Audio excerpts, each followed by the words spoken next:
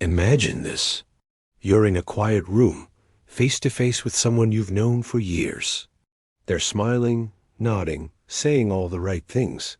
But for some reason, your body tenses. Your skin feels slightly colder. Something inside you recoils, like your soul just recognized a threat your mind can't explain. There's no evidence, no clear wrongdoing, but a whisper deep in your unconscious murmurs. This person is not who they seem. What if that whisper was right? Carl Jung once said, "Until you make the unconscious conscious, it will direct your life and you will call it fate." But what if your fate isn't being shaped just by your own blind spots, but by the unconscious forces of others? What if the people around you, your friends, coworkers, even loved ones, are quietly influencing your psyche in ways you can't detect until it is too late? We're taught to judge people by their behavior, their words, their track record. But Jung warned us, behavior is only the tip of the iceberg. The real forces, the archetypes, shadows, and false selves lie buried beneath a carefully constructed persona. And some people, whether knowingly or not, carry psychological blueprints that are dangerous, even corrosive, to the human spirit. Now here's the paradox that should stop you cold. The most psychologically dangerous people are not the ones who obviously intend harm, but the ones who seem most normal. They blend in. They smile. They flatter. They charm. And slowly and perceptibly, they distort your perception of reality. So what if the person who drains your energy isn't the loud narcissist, but the quietly selfless friend who refuses to let you grow? What if the person who undermines your sense of self isn't the toxic ex, but the endlessly agreeable coworker who never says no? What if psychological danger doesn't always come with warning signs, but with silence, warmth, and masks so polished they reflect your own shadow back at you? Jung understood that the psyche is a battlefield, and not everyone fights fair. Some personalities erode your clarity. Others hijack your moral compass. And worst of all, some of them make you question your own mind. This isn't paranoia. This is psychology. There are patterns, predictable, repeatable, insidious. Jung devoted his life to mapping them. He saw through personas. He listened not just to words, but to unconscious patterns, emotional frequencies, and mythic scripts playing behind every smile.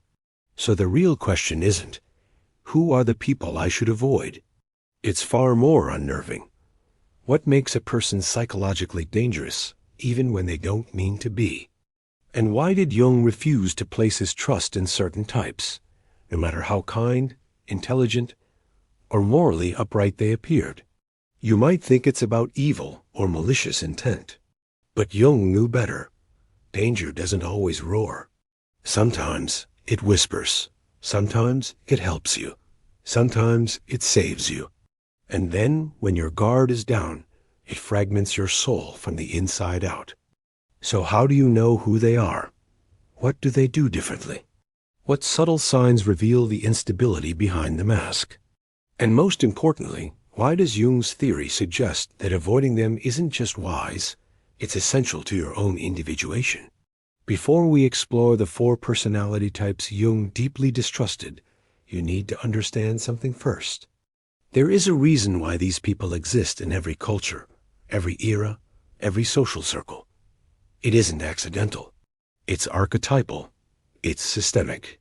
And most terrifying of all, it might have something to do with you. Because what if these people are only dangerous because they carry a part of your own unconscious that you haven't yet faced? What if their power over you comes from something inside you?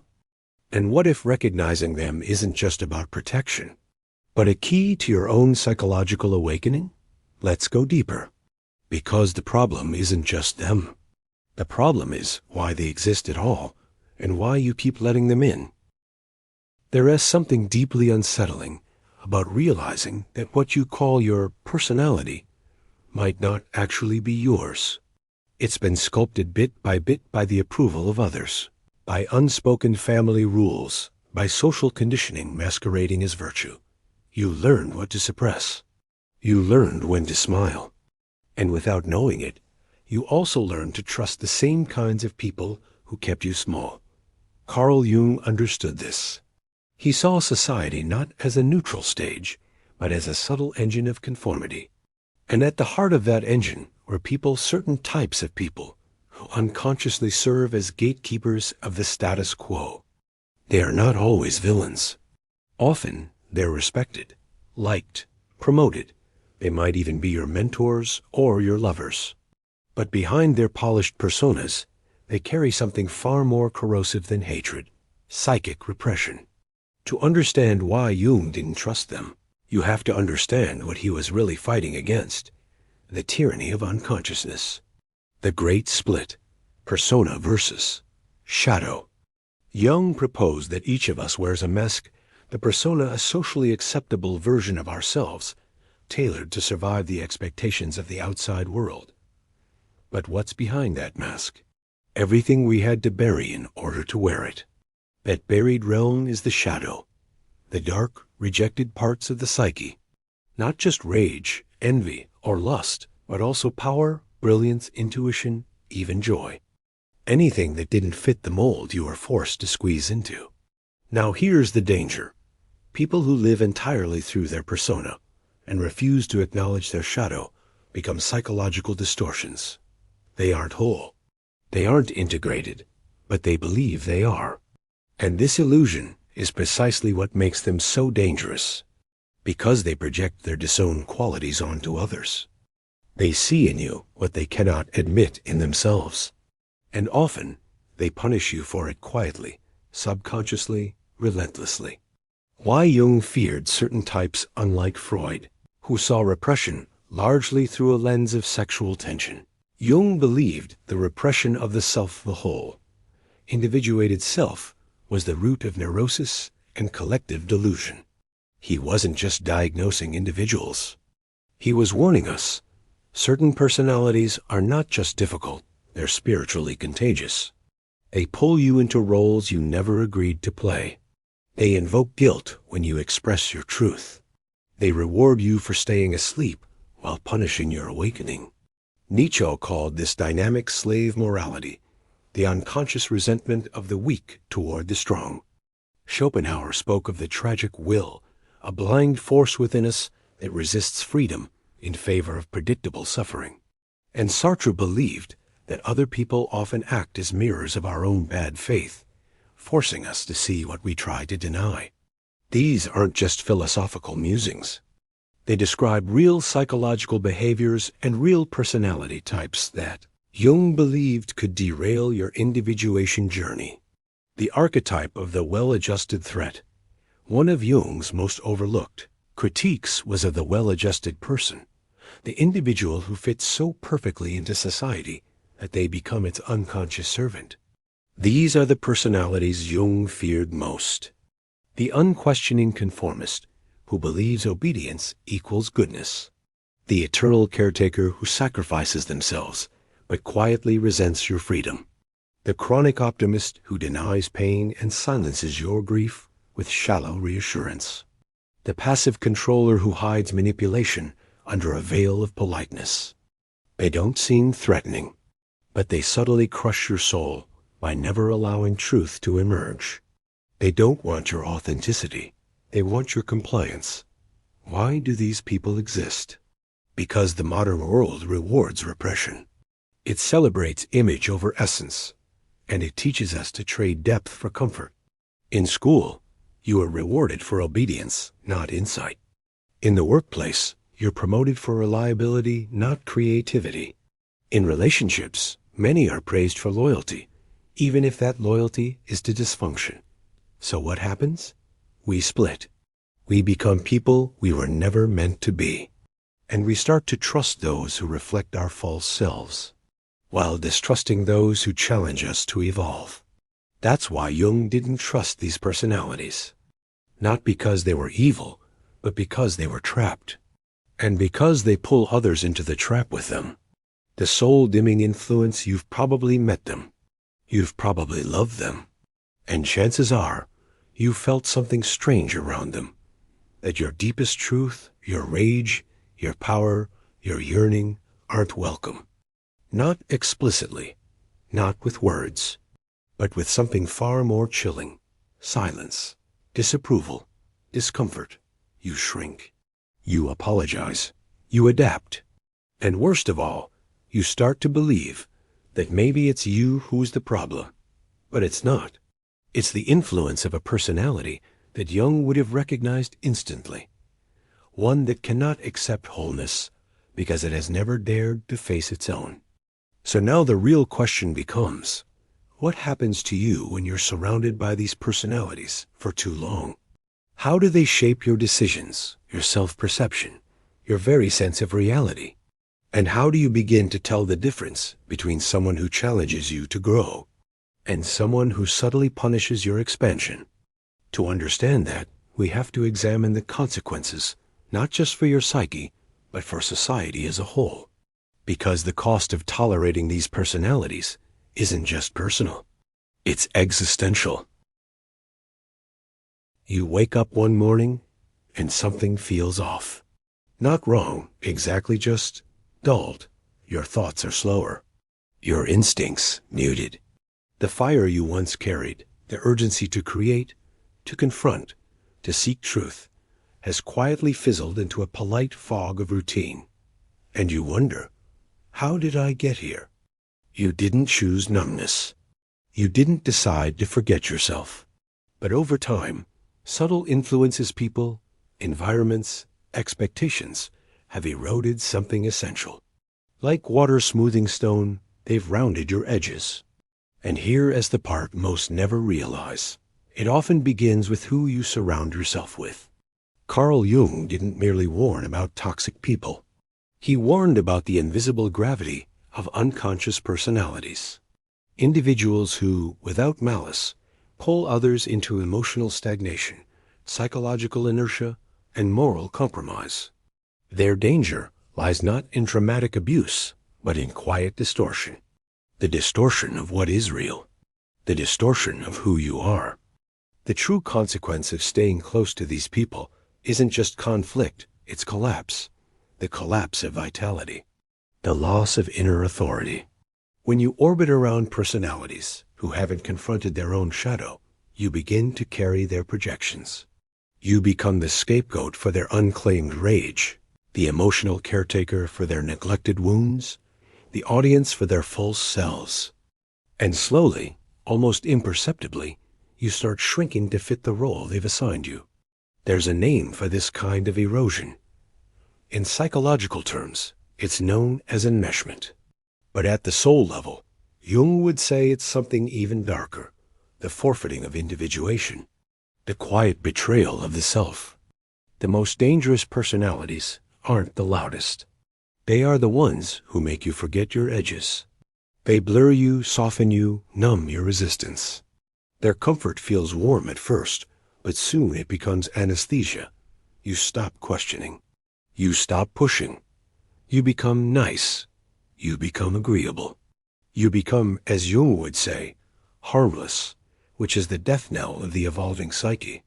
In the presence of such personalities, your shadow begins to atrophy.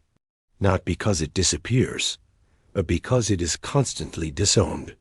Every time you feel anger and suppress it to keep the peace, your shadow grows resentful. Every time you feel a truth rising in your chest and swallow it for the sake of harmony, you pay the price in self-respect. The unseen consequence: you become a stranger to yourself. You start performing, adapting, shaping yourself to fit expectations that were never yours. And the people you once feared losing these personalities, Jung warned about, become the quiet tyrants of your identity. Not because they demanded power, but because you gave it to them, drop by drop, in the name of being good, being liked, being safe. This isn't just psychological, it's cultural. We live in a world where repression is rewarded, where conformity is marketed as virtue, where self-denial is baptized as maturity. And the consequence of that is a society full of people who look alive but are spiritually comatose. Walk into most corporate offices, family gatherings, even spiritual communities, and you'll find them. Smiling, helpful, harmless, and utterly untrustworthy, not because they intend harm, but because they are asleep. And the asleep always fear the awakened, so they'll mock your intensity. They'll caution your risk-taking. They'll warn you not to be too much. What they really saying is, "Don't to threaten the prison I've made peace with." You see, when you begin to grow, truly grow, you become psychologically disruptive.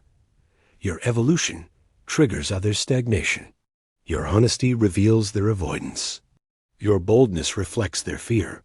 And the types of people Jung distrusted most will try, subtly and consistently, to pull you back down to their level, not out of hatred, but out of terror. Because if you change, it means change is possible. And for someone who's built their entire identity on not changing, that's intolerable. Here is the terrifying truth. Staying around these personalities too long doesn't just dull your light, it warps your sense of reality. You begin to question your intuition. You start to justify their behavior. You rationalize away their subtle criticisms, their emotional distance, their inability to celebrate your growth. You gaslight yourself, because facing the truth would mean losing their approval, and perhaps losing the version of you who depended on it. This is how the soul dies, not in one dramatic moment, but in 1,000 tiny betrayals.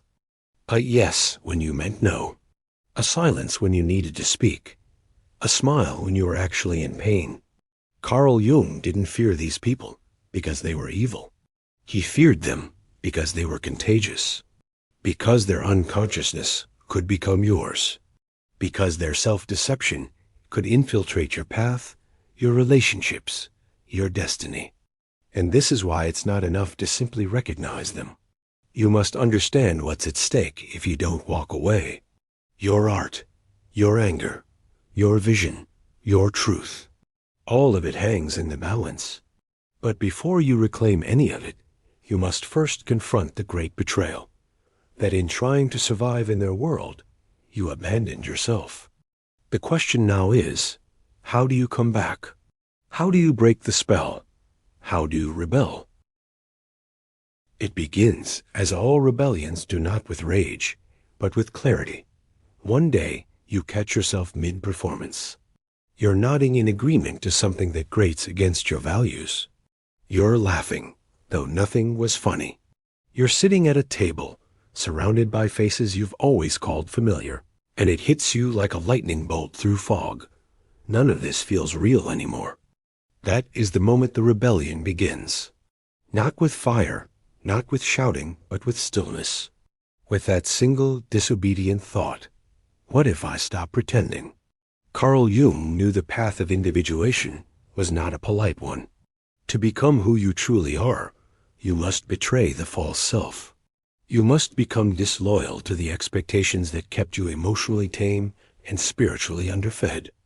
And that means doing something deeply subversive in a world addicted to approval, telling the truth. But telling the truth is not just about speaking. It's about aligning, choosing, refusing. You tell the truth when you stop giving people access to a version of you that no longer exists. You tell the truth when you stop protecting the egos of those who refuse to meet you in the depth where real transformation lives. This is not cruelty. It's self-respect. Breaking free from the psychological gravity of the untrustworthy types. Jung warned about means first identifying the roles they've cast you in. Are you the fixer, the listener, the weaker one, the endlessly forgiving, the one who makes peace, even when war is needed? Now ask yourself, who would you be if you walked off that stage and refused to play the part? There will be consequences. The conformists will say you've changed. The caretakers will guilt you. The passive controllers will freeze you out with quiet punishment. But you must understand, these are not signs you're doing something wrong. These are signs you're doing something real. Carl Jung once wrote, "The privilege of a lifetime is to become who you truly are." But he also knew that this privilege requires loss. The loss of safety, the loss of certain relationships, the loss of the masks that once made you likable. You must grieve that version of yourself, the one who twisted into shape for love that was never whole, for validation that was never sacred. And then you must burn it. The rebellion is internal first. You begin to question every conditioned belief that led you to tolerate what now feels intolerable. You deconstruct inherited guilt. You stop mistaking anxiety for intuition. You learn to trust the part of you that others found inconvenient, your anger, your passion, your wildness. Not to destroy others, but to finally protect yourself. You also begin to reclaim your projections, the powerful qualities you admired in others. They are yours. The envy you felt, a compass pointing to your neglected gifts. The disgust you felt toward someone's boldness, a sign of your own suppressed truth begging to breathe. This is not about becoming hardened or bitter. It's about becoming whole. The real rebellion is integration. You stop exiling parts of yourself to keep others comfortable. You allow your inner opposites, your light and dark, your love and rage, your clarity and chaos to coexist. You become someone who cannot be manipulated because you no longer outsource your moral compass. You stop living reactively and begin living archetypally guided, not by fleeting emotion, but by a deeper inner order. And something miraculous happens. The types of people who once fed on your compliance begin to fall away. They feel it your shift, not in words, but in energy. You become, quite literally, unrecognizable to the parts of them that once controlled you. They may resist, they may cling. They may try one last time to pull you back. But by now, your soul has remembered itself. You no longer fear their rejection, because you no longer need their permission. You've stepped beyond the emotional economy where your worth was dependent on their comfort. And in that space, you finally meet people who recognize your whole self, not the edited version, not the useful version, but the real one. The rebellion, then, is not about isolating yourself from others. It's about returning to a self so integrated, so aligned, that only truth remains.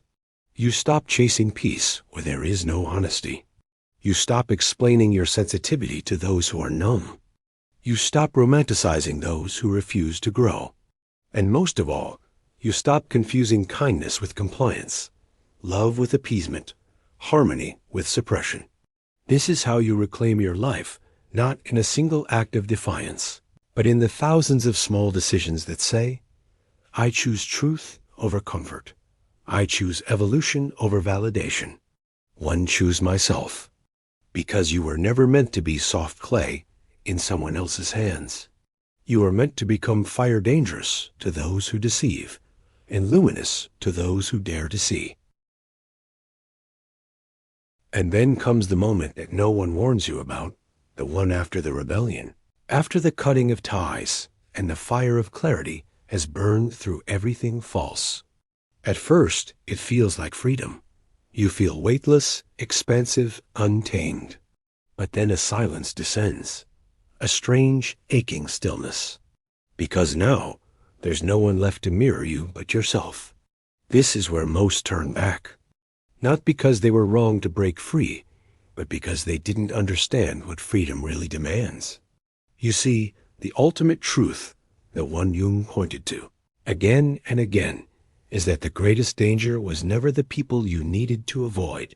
It was always the parts of yourself that aligned with them. The unhealed places that found comfort in distortion. The inner child who still believed that love must be earned through silence. The internalized voices that told you strength meant shrinking. It was never just them. It was you, too. The self you built to survive among them. The roles you accepted. The masks you wore so long they fused to your skin. This is not a reason for shame. It is the doorway to everything. Carl Jung taught that one does not become enlightened by imagining figures of light, but by making the darkness conscious. The final revelation is not about becoming good or pure. It is about becoming whole. And wholeness means reclaiming what you abandoned to feel safe. Because here is the secret that no persona, no socially accepted self, no polished identity can ever offer. The thing you were trying to avoid in others, repression, control, conformity, was already within you. That is why you found them. That is why you stayed. And that is why the ultimate freedom isn't distance. It's integration. The person you're afraid to become, the one who says no without guilt, who honors their intuition even when it's inconvenient, who refuses to betray themselves for connection. That person is already inside you. And when you stop exiling them, something extraordinary happens. The world no longer feels like an enemy you must outmaneuver. You no longer seek truth in others, because you've unearthed it in yourself. You no longer fear manipulation, because you trust your own discernment. You no longer contort your identity to match your environment, because you are the environment. Wherever you go, there is congruence, wholeness, inner authority. This is not arrogance. It is sovereignty. And in that sovereignty, a paradox emerges. The same types of people who once threatened your sanity, who distorted your truth, now hold no power over you, not because they changed, but because you did. You see through them now, not with judgment, but with clarity. You recognize the unconscious games for what they are: projections, shadows, hunger, wearing the mask of morality. You do not need to fight them. You simply do not follow them. That is the highest rebellion. Not revenge, not anger, but indifference to anything that demands your self-betrayal. You become ungovernable, not in defiance, but in devotion. Devotion to the self you buried for too long. Jung knew that individuation, the process of becoming whole, is not a path of perfection. It is a path of profound responsibility. To stop blaming the world and start owning your story. To stop reacting to others and start responding to the deep archetypal call of your own soul. It is not the easy path, but it is the only one worth taking. Because at the end of it, you don't just avoid dangerous people, you become someone who no longer creates them. You no longer attract relationships based on mutual wounding. You no longer stay in rooms that silence your voice. You stop asking for permission to exist. You walk into your life fully, fiercely, unapologetically, and you say, I'm here. All of me. And I'm not hiding anymore. And something in the universe responds.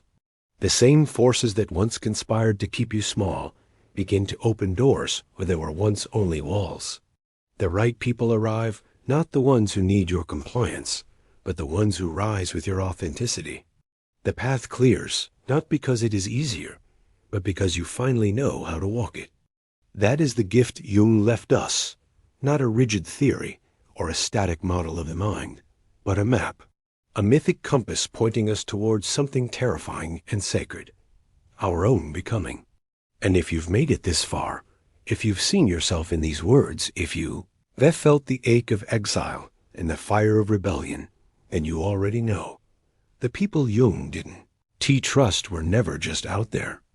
They were inside you too. And now they're not. Now there is only you, the real you, the one who chose truth over illusion, the one who stopped adapting and started awakening, the one who looked into the abyss and saw not death, but depth. Now the question is not, who should I avoid? The question is, what world will you build now that you no longer lost in someone else? Because this is where your life truly begins, not in avoidance, but in embodiment, not in fear, but in fire, and not in who you were told to be, but in the breathtaking, uncontrollable truth of who you already are. If this awakens something in you, subscribe now. Your transformation has only just begun.